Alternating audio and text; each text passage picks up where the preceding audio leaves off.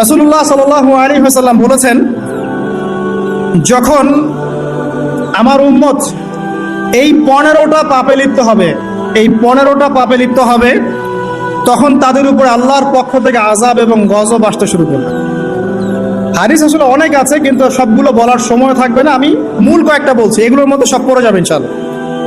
এক নাম্বার পাপ যখন এই উম্মতের মানুষ করবে, যখন তারা গনিমতের মালকে ব্যক্তিগত সম্পদ মনে করবে।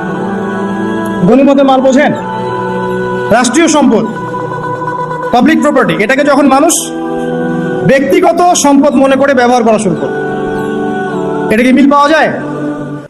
আচ্ছা।